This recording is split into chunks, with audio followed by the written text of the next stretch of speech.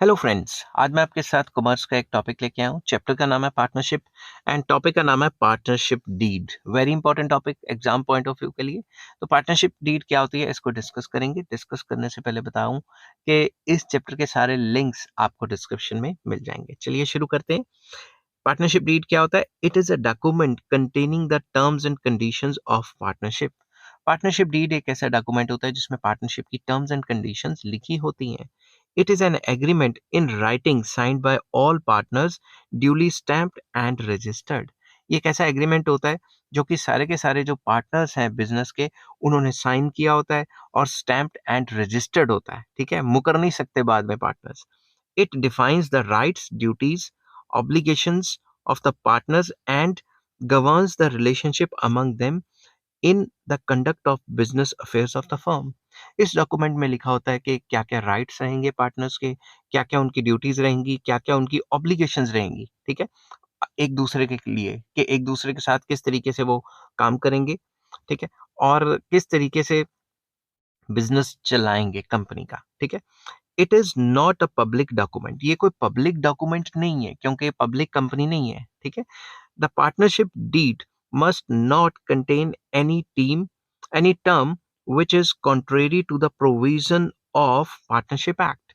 Simple words में, partnership deed के अंदर कोई भी ऐसी टर्म एंड कंडीशन नहीं होनी चाहिए जो पार्टनरशिप एक्ट जो गवर्नमेंट का चल रहा है उसके खिलाफ हो। समझ गए बात?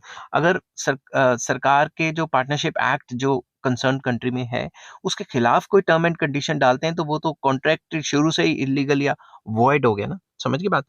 Uh, a, a written agreement is helpful in preventing and resolving the disputes among the partners। एक written agreement को helpful माना जाता है कि अगर written agreement होगा तो बाद में अगर कोई पंगा पड़ा या फिर कोई dispute पड़ा partners के बीच में तो उसे अच्छे से solve किया जा सकता है। The terms and conditions stated in partnership deed can be changed with the consent of the partners. जो भी terms and conditions partnership deed में लिखी होती हैं वो पार्टनर्स के हिसाब से टाइम टू टाइम चेंज की जाती हैं, चेंज की जा सकती हैं। समझ गई बात? मगर जो भी चेंजेस आएंगे उसको भी रजिस्टर करवाना पड़ेगा। समझ गई बात? A partnership deed usually contains the following clauses. तो पार्टनरशिप डीड के अंदर कई टाइप के क्लॉजेस होते हैं। मतलब पार्टनरशिप डीड के क्लॉजेस होते हैं, कॉजेज नहीं क्लॉजेस होते हैं। कई टाइप के क्लॉज हैं, उसमें से कौन कौन से क्लॉजेस हैं वो आपको बताता हूँ। तो पार्टनरशिप डीड के अंडर सबसे पहले मेंशन किया जाता है, यहाँ पे यार मैंने पॉइंट नहीं डाला है ना। पार्टनरशिप डीड के अंडर मेंशन किया जाता है कि कंपनी का नाम क्या है, जो कंपनी खोली है, नेम ऑफ द फर्म क्या है। दूसरा क्लॉज होता है नेचर ऑफ फर्म्स बिजनेस, कि किस टाइप का बिजनेस करेगी। Principal place of business, main जो हेड ऑफिस है वो कहाँ पे होगा। Duration of partnership if any, अगर कितने साल की पार्टनरशिप है, इतने साल की उतने साल की, तो वो पहले से बताना पड़ता है।